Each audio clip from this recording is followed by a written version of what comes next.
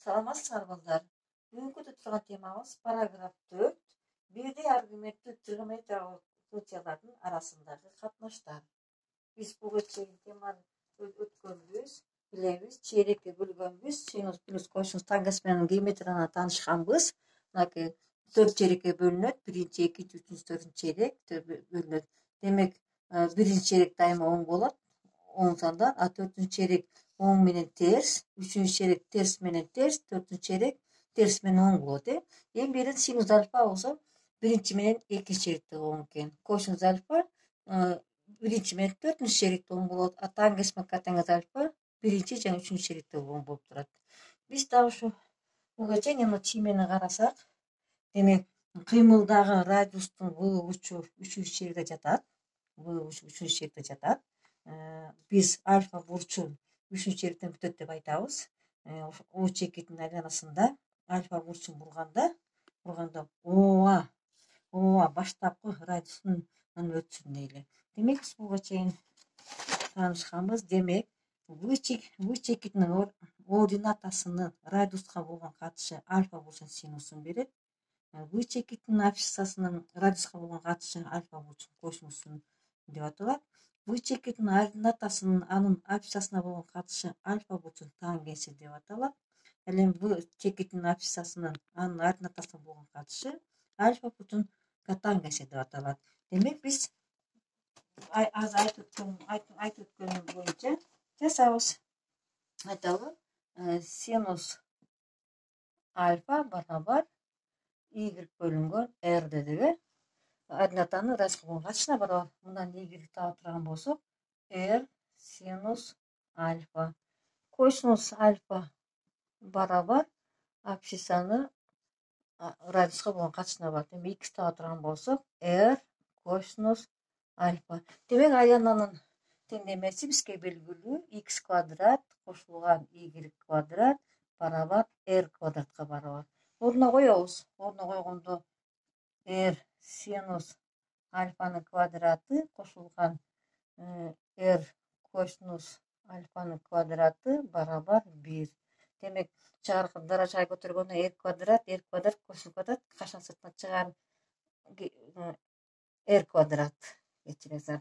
Чыгарганда r квадрат болду. Демек, эмне калды бизде? Синус квадрат альфа кошулган косинус квадрат альфа барабар 1ге барабар болду. Көрдүңүзбү? Биз формуланы келтирип чыгарып алдык. Демек, синус квадрат альфа менен косинус квадрат альфанын суммасы 1ге барабар экен. Ушул эле формуладан биз синус квадрат табайлы. Синус квадрат x барабар 1дин өзүн жаздык. Косинус квадрат x барабар болуп өткөндө минус болуп өттү. Квадрат жокуш үчүн эмне кылабыз? Синус x барабар плюс минус тамырасын алганда 1 минус косинус квадрат x деп. Биз эсеп чыгарган маалда чейрекке карап туруп, плюс минусуна карап анан чыгарабыз. Косинус тапканда дагы мына бул формулага келдик. Эми тангенс менен котангенсти чыгарып көрсөк.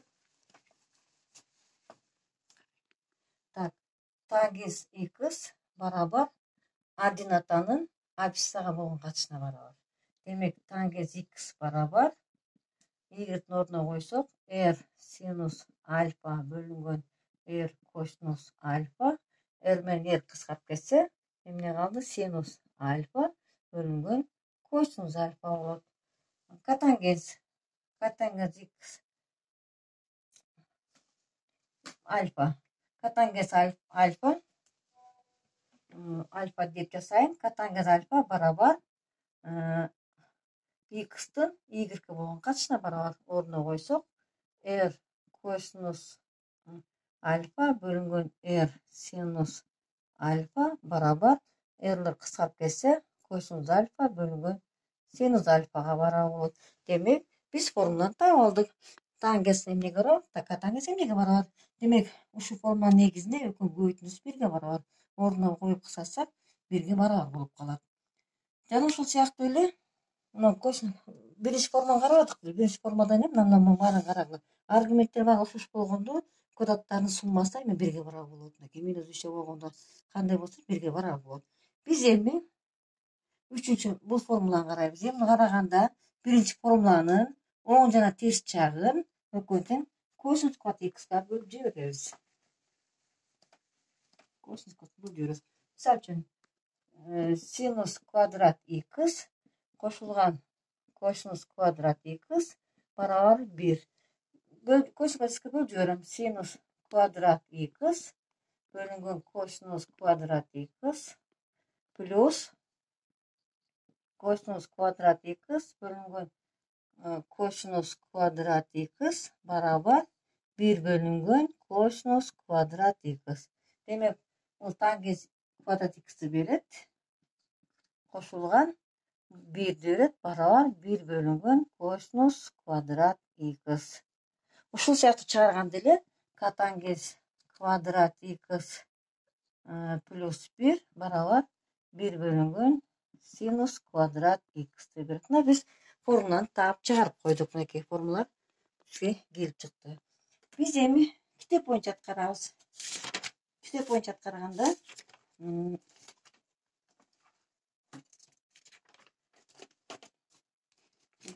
биринчи мисал иштеп көрөйүн, анан китеп боюнча аткарабыз. Мисалы үчүн, бул жерден синус альфа барабар 5тен 3 жана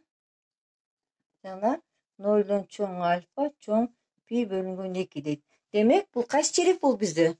Бизде бээде биринчи черек болуп турат. 0дон 90 градуска чейин биринчи черек болуп турат. Биринчи черекте баардыгы тең оң сан чыгат. Бизден менден косинус альфаны, тангенс альфаны, котангенс альфаны тапкыла дейт. Табабыз, анда бизге формула белгилүү. Формуланын бизде белгилүү. Косинус x плюс минус 1 минус синус квадратка барабар. Биз азыр биринчи черекте оң болгондуктан плюсун карайбыз. Плюсун карап, анда косинус альфа барабар тамырасында 1 минус 5тен 3түн квадраты барабар 1 минус 9,25. 1 бөлүмгө келтирсек, 25тен 9'у кемитсек барабар 16,25. 16тан 4 чыгат, 25тен 5 чыгат. 5тен 4 чыкты. Биз эми тангенс менен котангенс таба алабыз. Тангенс альфа барабар уже билип калдык. Синус альфа менен косинус альфанын катышына барабар. Ордуна коебуз. 5тен 3 бөлүнгөн 5тен 4 барабар 5те кысап кеткенде 4төн 3 чыгат. Котангенс альфа барабар косинус альфа менен синус альфанын катышына барабар. Демек, 5тен 4, 5тен 3 барабар 3төн 4 чыгат. Демек, жообу косинус альфа 5тен 4, тангенс альфа 4төн 3, котангенс альфа 3төн 4 чыкты. Биз эми китеп боюнча аткарабыз.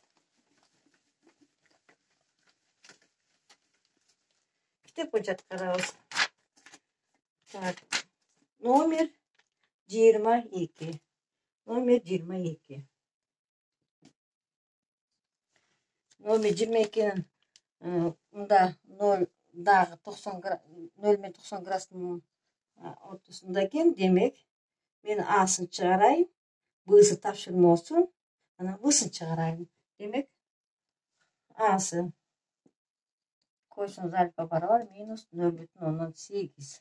Демек, биринчи черекте мында синус альфаны тапкыла дейт. Биринчи черекте синус альфа 10 сан. Демек, синус альфа барабар тамырасында 1 минус 0,8'тин квадраты барабар 1 минус 0,64. 1'ден 0,64 кемиткенде 0,36 болот, а мында 0,6 чыгат. Келип чыкты. Б'сы үйгө тапшырма. Б'сын аткарайлы. Б'сы тангенс альфа барабар минус 2 дейт. Минус 2 синус альфаны тапкыла дейт. Биз азыр кайсы формуланы колдонобуз? Мына формуланы колдонобуз. Бул формуланы колдонуп туруп, косинус таап туруп, анан синус табабыз.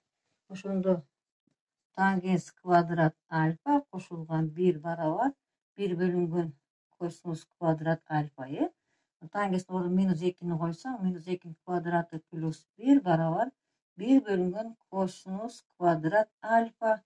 Demek 5 barabar 1 bölüngen kosinus kvadrat alfa. Bundan kosinus tapsak kosinus kvadrat alfa barabar 5'ten 1. Kvadratını жоқ қылып жазғанымызда kosinus alfa barabar тамырасында 5 bölüngen 5 болот экен. Biz kosinus таап алдык. Biz эми формула менен синусту таап алабыз. Sinus alfa barabar 1 minus тамырасында 5 bölüngen 5'tin kvadratı barabar 1 minus 5 bölüngen 25. 1 bölünge keltirgende 20 bölüngen 25 болот. 24 менен 5'tin көбөйтүүсүнө барабар. 4 менен 5'tin көбөйтүүсүнө барабар. Демек 2 тамырасына 5 bölüngen 5 чыгат. Biz таап алдык. Демек sinus alfa 2 тамырасына 5 bölüngen 5'ke барабар экен. Г'сы үйгө тапшырма.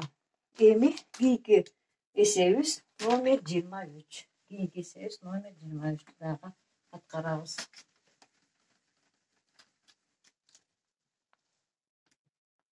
Номер 23.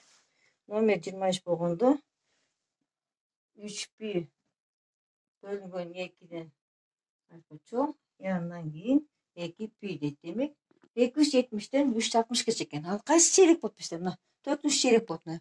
0'дон 90, 180, 270, 360. Демек 4 чейрек экен. Ошондо бизден азыр жасайын. Мен бысын аткарайын. Асы ташырма болсун, бысын аткарайын. Kosinus alfa barabar minus 4'ten 1 дейт. 4'ten 1 дейт дагы. Sinus alfаны тап дейт. Sinus alfаны tap deydi. Sinus alfаны карайбыз. Sinus alfa 4-чекте терс экен көтүрбөйт. Демек, анда кантип чыгарабыз? Sinus alfa barabar minus тамырасында 1 minus 4'ten 1'din kvadratı barabar 1 minus 16'dan 1 barabar 1 bölümгө келтиргенде 16'dan 15 чыгат. Демек 4'ten тамырасында 15. 4'ten тамырасында 15 минус чыкты. Минус чыгат. Минус тамырасында 5 чыкты. Демек жообу тамырасында 15 bölüngen 4 чыкты. Тапшырма Асы анан Б'сы болсун. Калган кийинки сабакта улайбыз. Кийинки сабакта көрүшкөнчө сак саламатта болгула. Тапшырманы сөз аткарабыз.